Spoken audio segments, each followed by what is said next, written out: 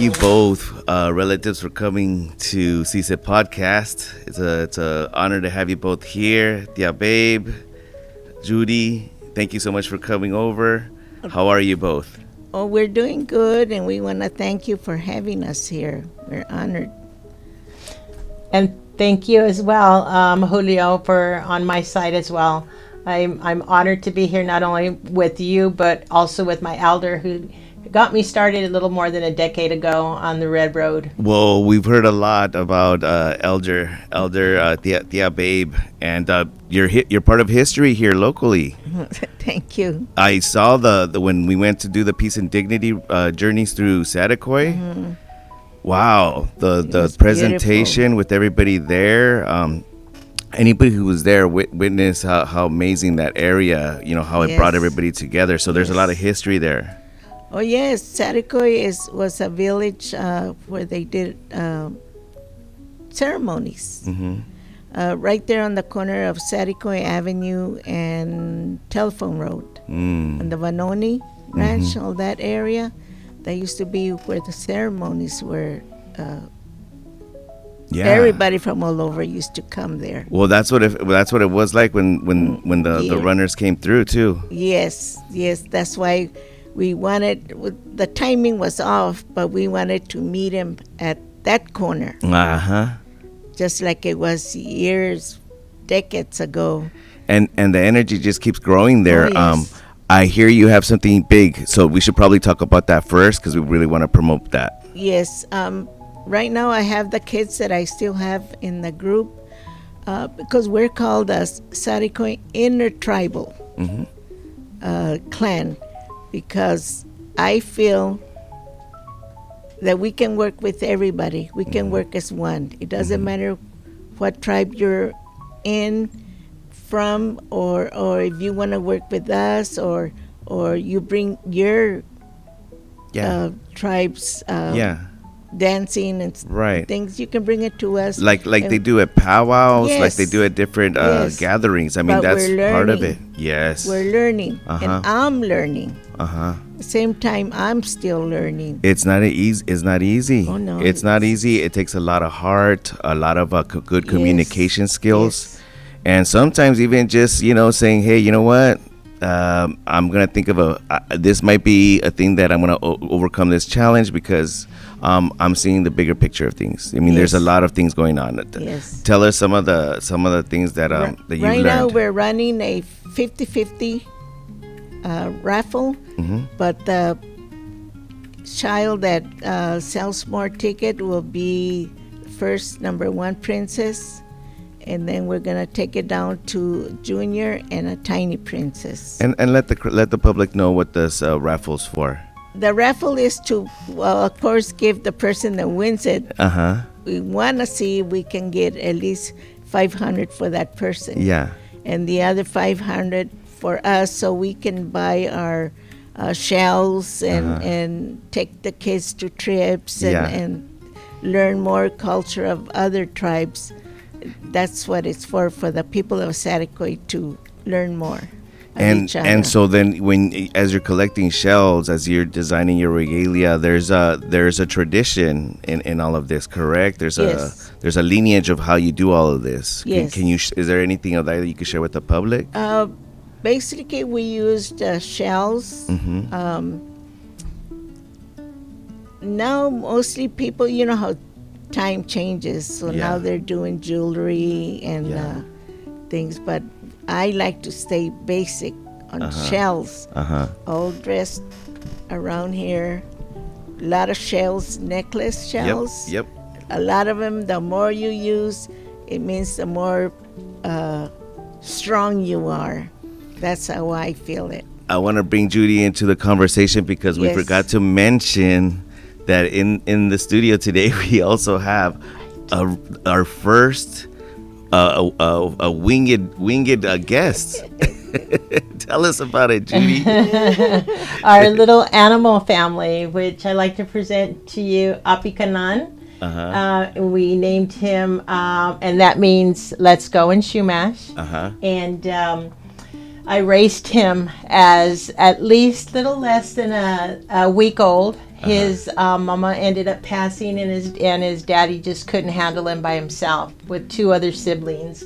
So I ended up able to raise him, and now he's 3.5 months old, and he goes with me wherever we go. He's already been to 3 powwows. He's been to language class. Mary as well knows who he is because we go traveling together. We've gone to drumming together, drumming practice, performances as well. So, and this is my little, as we call him, our little road dog. Does he sing? Does he what? Does he sing? No, he doesn't sing. He makes little noises. He makes Yeah. little noises Yeah, when that I I talk heard to so. him. He Yeah. likes to talk. Yeah, he's a Yes. chatterbox. Yes, yes. Well, if he has any questions, he wants to chime in, just tell him he's free to chime in at any moment. Yeah, I sure will. Thank you. You were gonna say something? I would like to introduce Judy because we've been working together for since what, 2004, something like that. Yeah. And we finally found out that we are relatives through both lines, through the Tapia side and through Ortega side. So we are relatives. Well, yeah. So, like I was also gonna say, the last few times I've seen you all together, with all in regalia. I've seen at the powwow. I've seen a couple of different gatherings. I want to throw a little shout out to Sacred Indigenous Preservation, a nonprofit organization, because that's the other place where I saw everybody together. Yes. and their regalia, and it's a very beautiful thing. You've been keeping that tradition going for a long time. Yes, I promised my father, he was dying, and he had, it was like the day before he passed, that he was telling me that he apologized. Like, well, what are you apologizing for? Yeah. He says that I didn't let you guys know more. And I told him, don't worry about it. I will do what I can to teach the next generations, our next kids, to know who they are. He said, I'll do the best I can. So this is one of the reasons that I like to do this, because it's teaching me, plus I'm trying to keep our ancestors alive. They went through a lot, and I think they deserve to be honored. And this is how I feel that they can be honored, by their memories, their songs. I normally like to sing old songs. That's my thing, because I feel that we are honoring them, their pain that they went through. I just, for myself, I feel that I get closer to them. When I'm singing, I try to tell the kids that I started with are now adults, but they have kids. And I still try to tell them, remember, when you're singing, you're not singing to the people that's out there. You're singing to the Creator. You're singing to your ancestors, who they deserve to be honored. You need to keep faith on the Creator. He will get you through all those rocks that get on a path. You will be fine. Just keep the faith. Sing to them. When I do sweats, it's the same thing. I try to tell them, because I used to do sweats with them when they were little. And I reminded them that just like singing, you're in there to speak to the Creator, to speak to Mother Earth, to speak to your ancestors. invite them in before we close the door. Invite them in to join you, to feel that feeling. Put everything away. Just get that feeling your ancestors are with you, our Creator. You're sitting on Mother Earth. There's nothing more important than that. This is what I try to tell them. And I think it's getting into them. Mm-hmm. They're learning, because I've had some that came up to me and says, you know what, Tia Babe, I want to start again because I was small and I wasn't really paying attention, but now I can feel it. Mm. He says, oh, thank you. He said, I'll let you know. And that's my thing, and I believe Judy has the same feeling. Mm-hmm. She is strong also. Yes. She's very strong. We work well together, and I don't know what more to say except keep the faith all the time. Remember memories that you read on, because we weren't there, Mm-hmm. but read, learn about your ancestors, talk to your parents and talk to your grandparents before they go away. Tell us about your grandparents. Oh. How were they?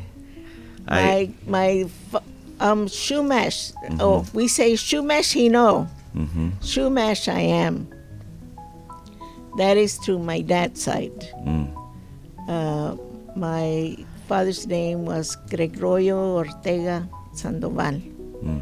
My grandmother's name, his mom, was Isabel Tapia Ortega Sandoval, and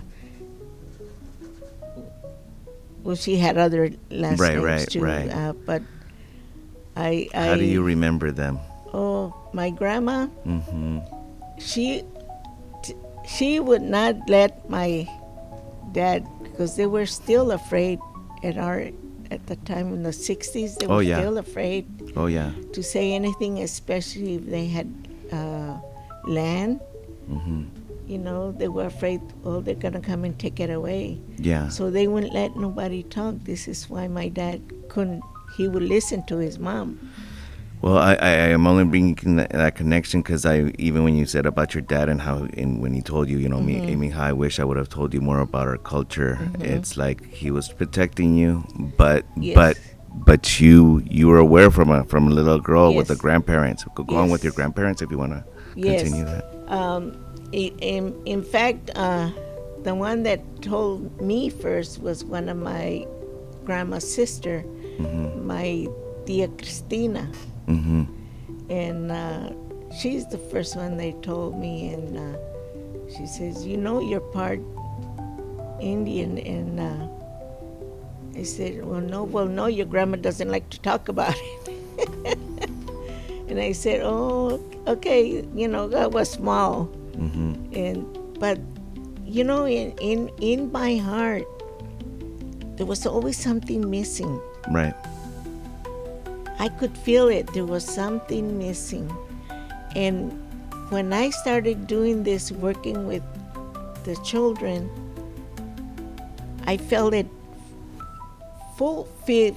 It was fulfilled. That small little spot that I felt like an emptiness, it was full. Yeah. That's what was missing, my heritage. That's what was missing. Your heritage, yes. Yep. I'm glad you said it. All the time. And I will continue to work. I do it because I know it's important. I'm not looking for be famous or nothing. I'm doing it only so we can continue. Yeah. Because if we stop, next generation is going to stop and not do nothing. Sadly to say, yes, and it's possibly because on the outside. I mean, once again, continuing the idea of how your parents, up until like the 70s, Yes. had to hide their identity. At the same time, we also have to say that every generation has that same spark that you had, that sense of like, wait, something's missing here. Yeah. Another part to say is also the mixing that's happened here, and I would say historically between Mexicanos, Chicanos, and the local different tribes. That has helped us all together kind of like get through Yes. it, because we've all kind of like fought against different ways Yeah. that we've been kind of almost eliminated or Yes. used, or you know what I mean, try to get our history sidetracked. But we continue. We Yes. continue with whatever we can. Sometimes we Yes. do it with help. Sometimes we do it with the help of kind people, and we're thankful for all that. But more than anything, I think that our own inner drive, our own families, our own circle of friends, they see it. They see the importance of reconnecting with everything that was Yes. for thousands and thousands of years. Yeah, like my mother's side of my family were Filipinos. We have Filipinos, and we have French. That's why you look like my mom. My mom looks Filipino. She's gonna laugh when she hears that. But okay. And my mother's father is French, but his mother was indigenous from Kakamichis, the Kakamichi tribe. Yeah. So I'm all mixed, but Well, that's the future, baby. yeah, it's I don't know. In fact, I saw this thing on I can't remember, it was TV or Facebook has everything. Yeah. And that they were saying everybody's mixed. Yeah. Everybody's mixed. But it's how you use it. Right. If you use it for the good. That's fabulous. Yeah. Because we are all one. Mm-hmm. We all have one creator. Mm-hmm. We should act like a big family. One thing about whenever I've gone to your Chumash gatherings, there is just endless food, and we'll eat food from everywhere. There's no like, hey, nope. You know what I mean? We'll try a little bit of everything. But I think that just speaks for also the culture of being either intertribal, multicultural, all those elements. Well, even in my family, my dad's side, right there in Sarico, we have I like to work with kids. Yeah. And I've been doing it since I think the 70s. Is that like a preschool program, or what kind of program? No, just on my own. Okay, got it. Just working on my own. Like and cultural teacher. Yes, and we put the first group that I had was the whole town of Saricoy. Yeah.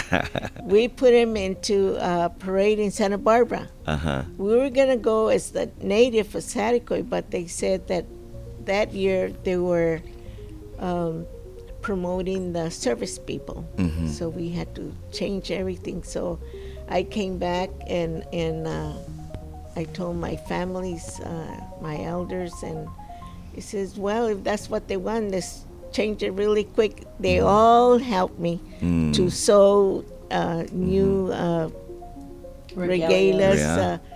We were called the Saricoy berets. Ah, nice. Nice. I even went like to that. TJ to buy hats, and it was fun. It was hard, but it was fun.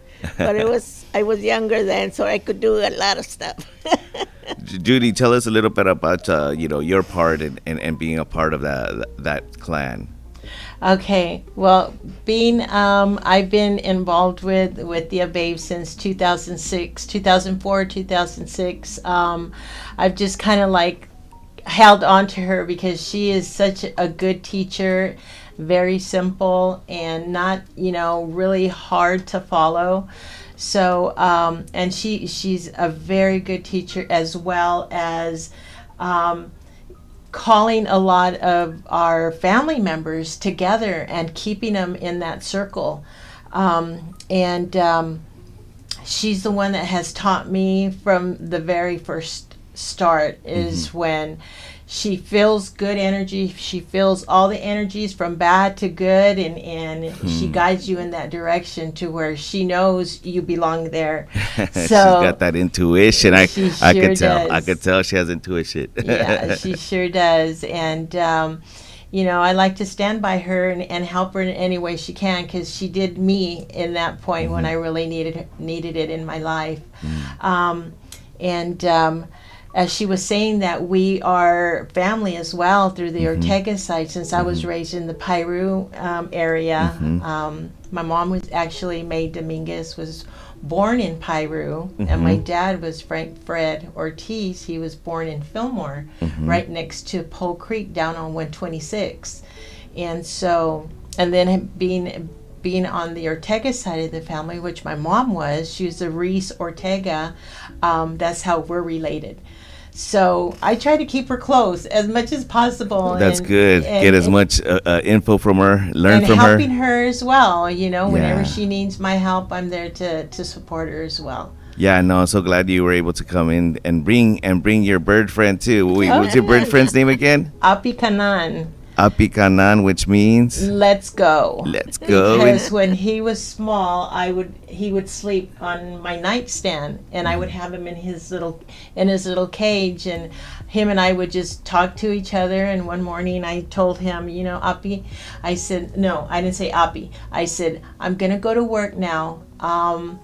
I'd like to take you. Would you like to go? And he was just kind of like looking at me at the beginning, and so I said, do you want to go? And he just flew to his cage and was just like hanging on, like, yes, I want to go. So that's why I just called him Api Kanan. Good one. And ever since then, since he's been probably about, I would say, 2.5 weeks old, he's been going with me to work. Awesome. And by syringe feeding him, and then finally at 2 months exactly, he started eating on his own after waking up every 3 to 4 hours around the clock. Oh. So that's why I'm like so stuck to him. Yeah. So Let's plug in again. The name of it, the group that you're gonna be organizing the event in Satakoy. It's coming up. Yes, July 6th, we're going to be having, we're going to be together with the Sarikoy Farmers Market. So we're going to announce the winners, the princes and warriors. We're going to have warriors too. So we're working on that right now, and it's going to be good for them to learn, to be remember the past, but yet to have some fun doing it. Understand in a fun way our relatives from way back. How they lived and what they did. It's good. And one of these days we're gonna have a dinner. We're gonna try and provide the food that our ancestors ate. Around this area. What were some of the ingredients that they used? Mostly it was fish, berries, and Some nuts in there. whatever. They ate everything. Rabbits. Judy, what were we gonna say? I was gonna say deer. Deer. Deer meat. Deer. And the deer, they didn't waste anything. They used the bones and their hooves for instruments. Right. They were very good. Abalone shells, they used it for the blessings. They even used it broken up pieces like money, trading off money. Coins. Yeah, they were very intelligent, our ancestors. Do you have any connections with the islands too? Or folks? Well, I know. Well, one of my cousins in her other side, Okay. they come from the island, and like I was gonna say before that, in our clan, we have different people like Nena, my cousin Nena. She does ceremonies for winter solstice. Mm-hmm. And her and her family, they put up for 5 days. They put up everything for everybody. I've been to it. Winter Oh, yeah? solstice. Yes, that's a good Yes. one. Yeah, that's a Yes. good She was time. supposed to be here, but I guess she couldn't make Well, it. we could invite her next time, cause Okay. and then her son is the one who does Yes. the artwork. Yes. Beatty. Yeah, he does Beatty. jewelry. Beatty. Yes. Shout outs to Beatty. Yeah, he does Yes. some really cool Yes. jewelry. In fact, Yes. Him and his wife. Him and his yes, wife both. true, Yeah, true. yeah. I won a hat that you all did. I think it was for the Peace and Dignity. We did a raffle, Yes. and he put in a couple of things, and I got Yes. one of his hats, and it Yes. was really Oh, cool. yeah. Oh, Yeah. Yeah. And then I met them both at they were doing a little like a market, pop-up. a pop-up Yes. over in Yes. Silver Strand. Yes. And that's how I just started chatting with them, and I didn't even know the connection with both of you to them. I was just like, I'm like, oh, cool, and they're like, we're right there in Saticoy. I'm like, hey, everybody knows everybody. Yeah, yeah. And then we have like Isabel, my cousin Isabel. She does language. Uh-huh. I have another cousin, Mati Wea. He has a, what do you call The it? Conservancy and Uh-huh. the Wish Doyo out Uh-huh. on You know, Malibu he as does well. ceremonies out there, and then I have Red Star. In fact, I learned a lot from Red Star because when I started working with the kids, Yeah. I stopped for a little bit because I said, well, I got to learn more Uh-huh. myself, how to do instruments and like that. So I was going to his house to Wow. learn more, and he's the one that He makes- knows yeah. about the instruments then. Oh yeah, Cool. yes. Right now he's not very local because his job takes him all over. But Gotta be where you gotta be. yeah, he comes down once in a while. So. But you learned a lot from him. Oh yeah, Yeah, that's Yes, awesome. yes. That's awesome. and then And so then yeah, I'm looking forward to being there in July 6th. Yeah, that sounds like it's gonna Yes. be a good time. I've been to it Yes. before and other times, and I seen you all out there, and it was a good time. Saticoy's grown so much. There's a lot more it's resources. grown, but they're taking it away. Oh, tell me about it. Tell us. They Break it left down. it like this. uh, Saticoy was big. Yeah. It was a big village. Mhm. Oh, I guess up to the foothill, Mm-hmm. to the river, all the way almost in Santa Paula to way past Victoria. yeah. That was Saticoy. That was the Saticoy village. Mm-hmm. And now, según the city, they say we only have 4 streets, which that's not true. That's not true. Well, okay, and that was something interesting. I went to a conference at Cal State Channel Islands the other day, and there was a documentary, and they were talking about what's it called? Just California history with Native Americans, and how some of them have been acknowledged, and some of them have not been acknowledged, and some of them have even gotten their recognitions taken away. Yeah. So then that's what I was wondering. Same thing with in Saticoy. Maybe that's why. I mean, I don't know. There's different ways that they take the land, right? Yeah.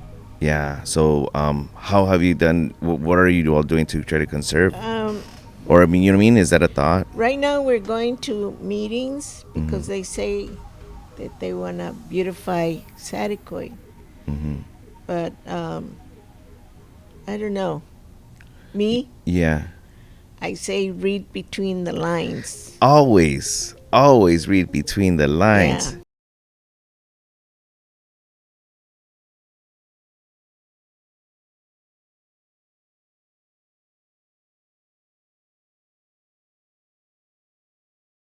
And I stayed there. Tell us a little bit about your early times as far as like when you were in school, or how do you remember Piru, right? Yes, Yeah, tell us Piru. about Piru. Actually, that's where we have our lodge out in Piru Exactly. now, our That's why Hummingbird Lodge. that's why I want to know so much more about Piru, and that there's a lot. I also hear that they get very little resources. That Piru, Fillmore, I've been hearing that from other nonprofits. So it's good to have things there. Yes, Piru. When I was growing up, my mom was raised there because she was born right across actually from the park, and the house is still standing. And I was where we lived. We used to live like right around the corner, right on Main Street, and I remember as well. My mom wasn't able to, teach us as well our traditions, because I come from the San Ynez tribe. And my grandmother was born on the reservation, Angelita Dominguez, and so they came down.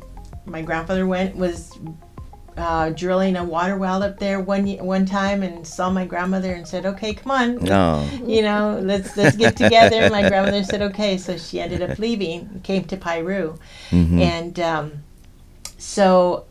My grandparents lived right on Camulo's Ranch. Camulo's and, oh gosh, what is this street? It's right across the fire station. And it was Camulo's and Church Street. So how long was your family in Peru?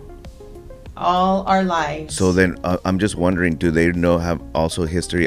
Please go. You want you to go with your thought, but do they have history on the dam breaking when the dam? Oh, the San Felicita Dam. Yeah. They knew about it. Yeah. But my grandparents weren't affected from it. Okay, good. Yeah. Good. But so go on with your like kind of barely. A couple of families from Piru, but it wasn't any of our family members. Because that was scary. They got it in Piru, and then Fillmore really got hit, and there was some really good stories on that. Because I knew about it, but I never really researched on it until about maybe 5 years ago. I was like reading up on it, and they really struggled with that. There's a lot of deaths. Oh, so, I know. Yes, Basically, that was kind of like our Titanic. Yes. Of a sort, like a big thing that happened that was like, oh my God, it was like, and it happened. Let's go back to your story, but we'll come back to that one. Okay. But you were saying. Okay. Yes. So, and my grandparents, they lived there all their life as well. They were young when they came from San Ynez and met up and lived there. And my grandfather, Martin Dominguez, was brought from Sonora, Mexico on chuck wagon with 9 kids and two parents. Yep. And settled up at the lake in Piru. Nice. In a canyon called Dominguez Canyon. And so they settled up there, and they lived there for years and years, and ended up moving into Piru after having all the kids, and that's where my grandfather came from. And so they settled in Piru. We stayed there. All my aunts and uncles were born and raised in Piru. And my dad and my mom met as well in Piru. My dad was Paiute. And my grandmother, his mom, her name was... Paiute is from Alaska? No. Well, it's northern. Northern? Okay. Northern Paiute, Shoshone. Oh, got it. So my grandmother was from Fort Tejon, which was on the 5. Okay. Going north, as soon as you hit Castaic, start heading up north. And have you ever seen Fort Tejon sign? No. There was a bunch of rancheritas and reservations through there, and that's like the Bakersfield area. Yeah. And so they ended up. My grandmother was born on a rancherita de los Cordobas, it was called, and so my grandmother moved to Fillmore. After she grew up and was on her own, ended up moving to Fillmore, and she had all her children there, all my dad's brothers and sisters, my uncles and aunts as well, and so we were really close. Piru and Fillmore, they connected. They all moved to Piru, all the brothers and sisters, and eventually the sisters got married and never left my grandmother's side. That's right. Elisa Yuca was her last name. until she married Ortiz, Uh-huh. and that was my grandfather, Manuel Ortiz. And so they ended up moving to Valverde, and that's where she lived the rest of her life until she ended up passing. And I remember going and visiting with them and having all the family, Ortiz family, always there on Saturdays, just having like a big festival, just like they're our own little community. Yeah. And because all the brothers and sisters had like 5 to 10 kids per family. We had 5 total. And so you get them all together. So there was a little community going on, and my grandmother was really good to make her tortillas and her nopales and and all that good healthy food all the time. But I know. yes. So the pie did come from up north, from Bishop and all the up that area, and they traveled on down to Bakersfield. And when all the war started happening with all the natives there in Bakersfield, some of them went back up north and some of them stayed. So my grandparents were the ones that stayed down here. And that's where my grandmother came into effect there on the Rancherita de los Cordobas. So but yeah, so Piru, I was raised in Piru, and everybody took care of everybody. It was such a small little community. There was only a population of 3,000 back when I was growing up. And actually I was born in 1960 until, gosh, when did I leave? Probably 2001, I believe I left. And I moved to Fillmore and then moved to Santa Paula, and that's where I live now. But all the old generation of my parents are now all gone. But that generation, they would have this big festival. The Piru Parade was the big thing, because it's such a small little town. Yeah. Everybody was waiting for that little parade Piru and festival, Parade. right? And the name, the whole thing was softball there. And since our family was such a big family of the Ortizes, we played softball. So that's how we were all known, was to be playing softball. And the other Ortiz was a trucking from Saticoy. And so they both families would get together and play against each other. But to say we had like ceremony there was really not too much ceremonies, because of the fact that my parents didn't want us either to learn about our heritage and our traditions. We used to go to powwows, which was safe, because we were in that community space, that being safe up in San Ynez, and that was the only closest powwow we knew. But I would veer off myself when we go to powwows and go down to the creek and go fishing with my fellow, and they were my family members. And I finally got to meet who that person was after me being, I believe it was 10 years old, so that was probably in the 70s, until about this year, actually, when I started going to Owens Valley Culture Center here in Ventura. That's another resource center called Owens Valley. And that's located where? It's located here in Ventura. Okay. Right across from the government building. Yes. And I met him for the first time. I prayed until I think I was like in 80s. I prayed that I would meet who these 2 brother and sisters were, that I was down in the creek in San Ynez River, in the creek, catching crawdads and cooking them in these old refrigerator crispers. They were made out of metal on the bottom. So the brother and the sister had the salt and everything there. We were just throwing the crawdads inside that, and just after we cooked them, started eating them. And never touched bases with them ever again until this year. And I started telling my story. And he looked at me and he goes, "You were the one that had the long braids down in the creek with my sister, right?" And I looked at him and I was like, I hugged him. I said, I prayed on this since 1980, because it just came back into my head. I wonder who those kids were. And I was able to meet up with them there at Owens Valley. Oh, that was so good because I even asked my other elder, Dolores. I sure wish I had known who these kids were. And I was already, we were already in ceremony. Dolores and I and Babes were doing ceremony there at Hummingbird. And she goes, just keep praying on it, Mija. It'll come to you. It'll come to you. And it sure did.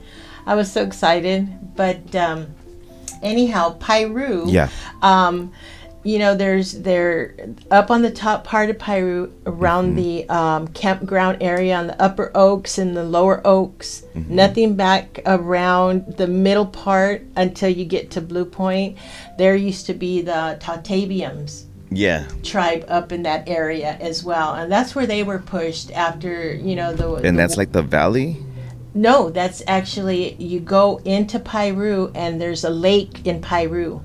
Oh, okay. Have you ever been there? No, but I know that I don't. It's good to know where I know that the Tavium and then the Tongva are all kind of like in those connected. Yeah. Yes, they are. Where it stops of the Shumash is at Camulo's Ranch. Okay. And then the Tautavium and the Shumash both are together there. Because that's where we also went to receive the Peace and Dignity runners there as well. Got it. Yeah. So up at the lake, they had the Tautaviums were up on the top, and the Shumash were down by the river. So they both would come together and didn't get along too well. So they would just like separate and have their own little areas that they. And there was also a Tautavium. His name was Joaquin Fusteros. And they just gave him that name because they didn't know what his last name was. They knew it was Joaquin, but Fusteros means saddle maker. And he used to have some gold nuggets that he used to go into town, go pick my grandmother on my dad's side up. My grandmother, Mama, we used to call her Mama Lisa because she would say, "I'm your mama." So she would get on horseback. I'm gonna get you a little drink of water. Yeah. Keep talking because we're recording. Okay, and get on horseback and get up to. They both would ride up to the back mountain and bury their gold, and Joaquin Fusteros would always come down to the park and always pick my grandmother up. And my grandmother also would have her bits of gold, and they would come down and they would do this every weekend. And I would ask my mom, "Did you ever ask my Mama Lisa where she would get her gold?" She would say, "Don't ask." She would ask her, but she would always say, "Don't ask," because you're not going to get an answer. That was her business, being native. You know how that zip the lip. Zip the lip. I like that. Right. So, but yeah, Piru is nice and quiet, good place to raise children, but there's not very much resources. Not much work there. There's only like 3 stores, 2 restaurants. But it's growing. It's getting a little bit bigger, as you can tell. There's new homes going in, and so. But I would like to live back there if I had the chance to. I would too. It's very quiet, very quiet. And I like it because it's also really close, but yet really far from both, Ventura County and LA. Yeah. So boom, there's a lot of stuff that we want to do in LA, so we could just go through the backside right there. And there was another young woman, lowrider woman that came yesterday or 2 days ago, and she said everybody that lived out there, because I think she had family in Piru and Fillmore, so they all worked at Magic Mountain. Or at the packing house. Yeah, they were all like, everybody worked at Magic Mountain at some point. And I'm like, oh, that's a cool part of living out there. Yeah. Well, at the same time, I'll do a quick little plug-in for some folks. There is sweat lodges happening. They are open to the community. You do try to contact some people, maybe through the SIP, the Sacred Indigenous Preservation website. Look them up online, Sacred Indigenous Preservation, and you could learn a little bit about some of the things they're offering over there. And at the same time, Tia Babe, you're one of the reasons that the sweat lodge community has been able to do a lot of the local sweat lodges, because in their tradition that they do it in, they always have to ask the locals, Yes. permission to do those type of gatherings. You want to give us your reasons of why you've been supportive? Um, well, it's like everything, Moses, Yes, Moses Mora. Mora. Moses He Mora. went over to talk to me. I was at my mom's. I was taking care of my mom, and he went over and respectfully, he asked, and I said, "Oh, that would be good," because I feel that that's how you get together with other tribes Mm-hmm. as one. Mm-hmm. Work together.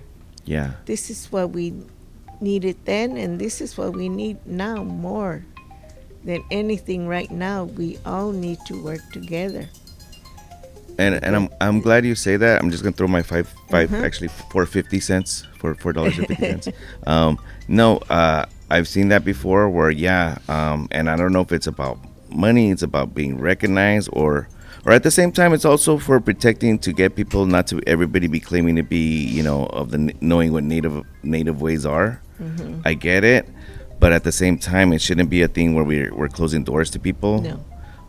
We there's a lot of learning, there's a lot of dialogue going on that needs to happen, and that's where growth happens. I don't think it happens in just cutting people off. Yeah.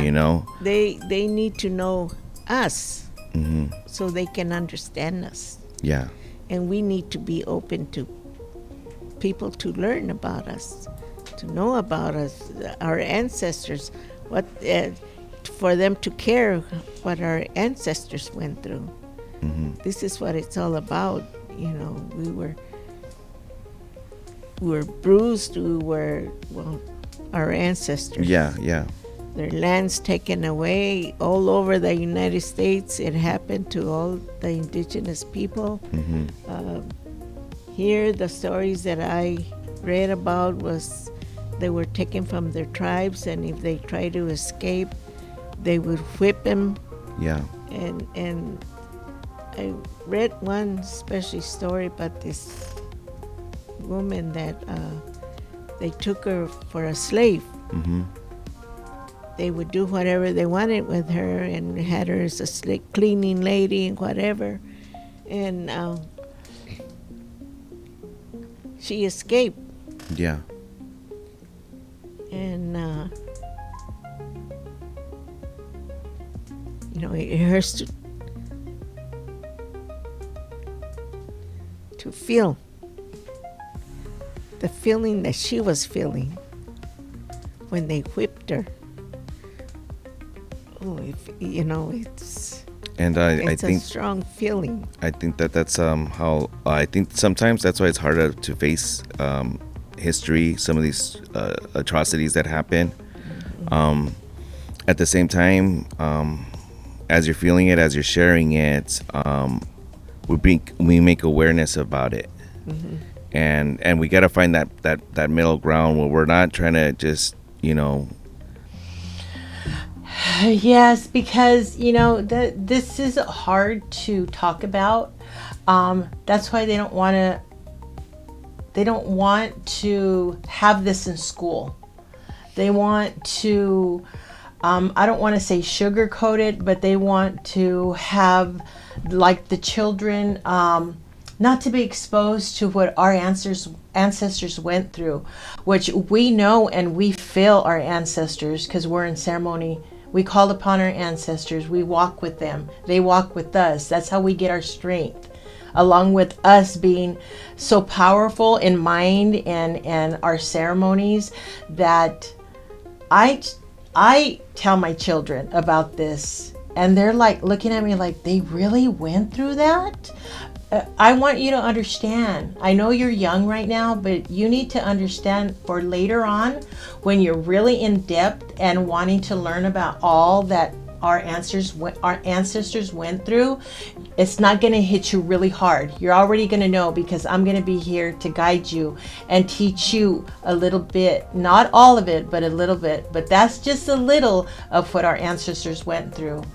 It's not like Thanksgiving, I understand, that's the way school is. Thanksgiving, the native met the white people. The white people gave the natives what to eat. I don't think it was like that. It was vice versa. The white came in and were infected with all these diseases. The natives were there to help them. Yeah. Here's something for you to get set on your feet again. And they turned around and did something different.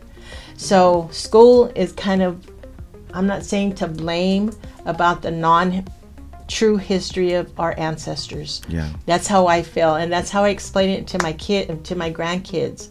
And I have them thinking a little bit. I go, don't think too much about it, but I just wanted to let you know a little bit about how the true story is having to do with our ancestors, because they really went through a lot of desperate situations, hardship situations, to where they lived off the land.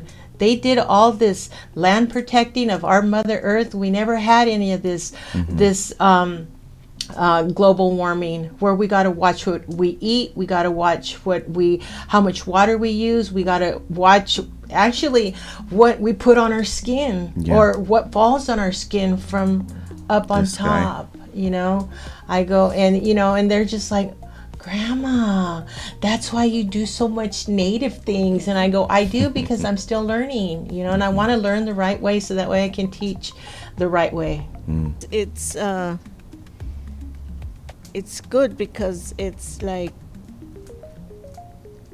opening ourselves, letting people learn about us, our stories that were true,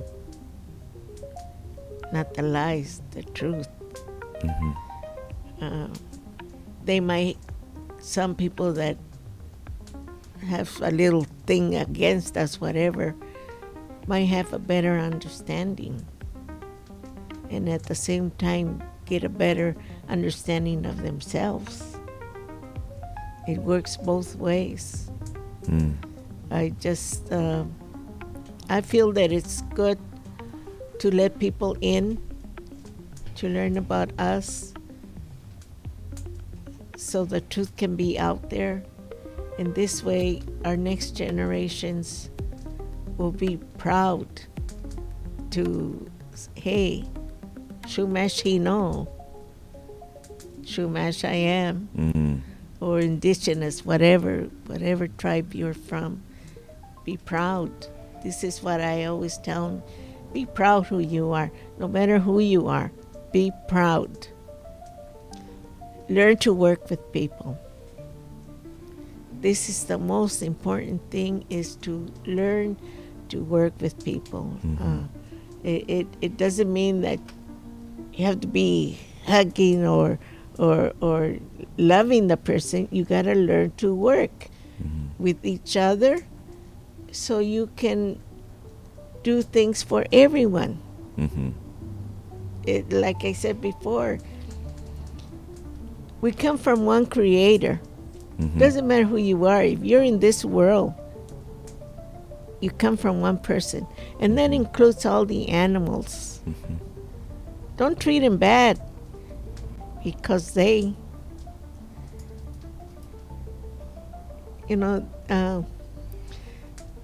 just as important as humans, as our relatives from the ocean. We're all our relatives. Some of them are there to feed us. Some responds to people, the same as we respond to them. The same thing with animals. They respond to you. Definitely. Because you show them careness, and you're on top of the world to them. It's important to treat everyone that's in this world that was created by the Creator as one. We are all one family. Don't mistreat anybody. I know there's always arguments, whatever. Of course. But be careful. Yeah. Be careful what you say. Be careful what you do.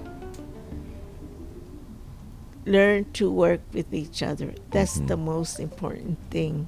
Learn to work with each other. Learn to respect somebody else's opinion. You know, it works. Yeah, I agree. It works. You were going to say something, Judy, over there? Yeah, I was going to say it's all about respect. Uh-huh. And once you respect yourself, you respect everyone and everything around you. Definitely. And it's very gravitating. You know, it's very contagious because once anybody or your family sees that, they just pick up on that. Oh, yeah. You know, that energy is so positive. Keep it positive. You know, and always give thanks to the Creator for another day because it's not promised.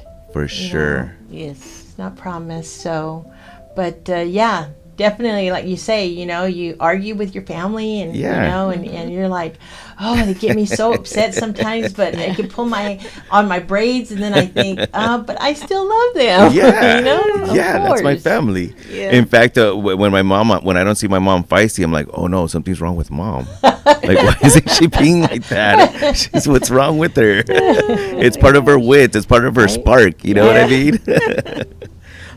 It's been a great conversation, and I hope more to come. You said there might be some other folks that might want to come in and share with us. Yes. Gosh, any closing remarks?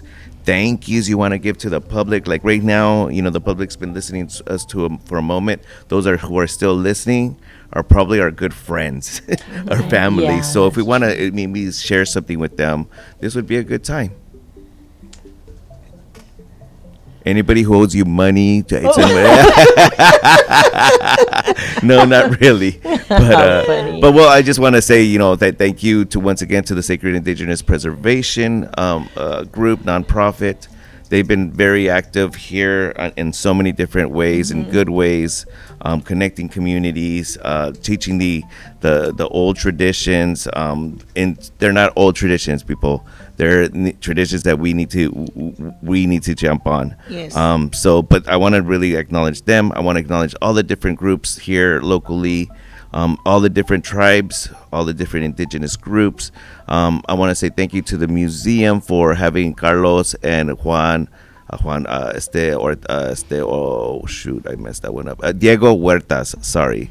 Diego Huertas and Carlos Ortega for making that wonderful Enfoque exhibit. Thank you to the Latino Advisory Board for being a part of that. Thank you to all the different Chumash clans that opened up their space and were able to make it to be part of this exhibit. I'm so thankful in so many different ways. I want to thank also Modern Video Services for having us here, for opening up spaces like this. It's very important to have spaces like this. I know that our podcast isn't perfect, but we shared a lot of information that sometimes doesn't make it to the public. And this information is just for you, the public, because we really do want to build these bridges. Yeah, babe, you want to say anything? I would like to say that right now the most important thing, I think, is we have to learn to work together. To learn. I'm still learning, and I still want to learn more. But with all this that's going on right now, we have to stick together. This is how we will be stronger. We will be stronger than that evil that's around. We need to stay together. We need to work together. We need to teach the kids. This is why the Creator still has us here. We're teachers. We're supposed to be teachers, not haters. Yep. This is who we are. And I'm hoping that someday we can sit down and just talk to each other and eat together, something, a lunch or something, you know. It would be something wonderful, probably that our ancestors would be very happy. I can see that they would be very happy. It doesn't matter what tribes, as long as we could sit in a table and eat and talk and no throwing remarks to anybody, just sit and talk. How are you? Oh, I'm doing good. Great. I'm glad. Simple. Simple little thing. It would take us a long way. Yep. A long way. And we need right now, we need to stick together. Something's gonna happen or try to happen. So we need to stick together. Thank you, Tia Babe. Judy, last words, por favor. Okay, I'd like to give a big shout out to Deborah Sanchez. Deborah Sanchez and her family came out and started doing their language classes and brought the Chumash Awesome. language back in the day. And Deborah Sanchez is just a retired lawyer. I shouldn't say lawyer, but she was a lawyer, a judge from Long Beach. Wow. And she's one of the first Native American Chumash judges out there in Long Beach. So I'm so proud of her taking all that time for many years to come out and teach us our Smuich language. And Wishtoyo as well, of all those teachings that he's doing right now with all the students, that he comes in weekly, 2 times a week, and learns so much there at the village on in Malibu. Also the SIP Foundation, that I belong to the board as well, and just we're just so out there to help and to do a lot for our Native communities as well, and so as well as the information about the Sweat Lodge. If you'd like to come out and get in, like who said before, get in touch with somebody with the foundation, and we're willing to be a sponsor for you as well, out there at the lodge, meaning sponsoring you, how to teach you the ways, the traditions, and the protocols of a Sweat Lodge, from fire to sitting in lodge. If you don't want to sit in lodge, you can pray from the outside as well, because right on the land itself, when you get into those 4 corners of the 4 staffs, you are already in lodge. You already are in prayer. So we're all there to help you with anything that you need, any askings, any knowledge, teachings. We're all there to help you. And to you as well, Julio, taking your time to do all this stuff. This takes a lot of work. I saw the preparation that you have to go through. This is not the first time. It was so worth it. Yeah, it's not the first time that this has happened. So that, I've been filmed here with you, so recorded as well. But and to thank Thea Babes too for all her time and effort. She's the main key to the Sarikoi clan. I agree. Having all those teachings and having the kids come to the drum and being taught by her, which I'm still learning from her. So, but so, and all the family relatives that have had as well from the Sarikoi clan too. So thank you all, and with all my heart and respect, thank you, Julio and Tia Babes. Thank you for all that you all do. You're very welcome. You're very welcome. Thank you, everybody, for tuning in. Please hit subscribe, like, comment. If you are in the need of a podcast space, contact us. If you would like us to set up a podcast space for you, we could try to do that also. But we are going to be looking for a new location. If you have one that any of those ideas that you could help out with, please contact us through the right routes, direct message us, and we really, really appreciate your help. So thank you very much for tuning in. We will catch you the next time. Bye-bye.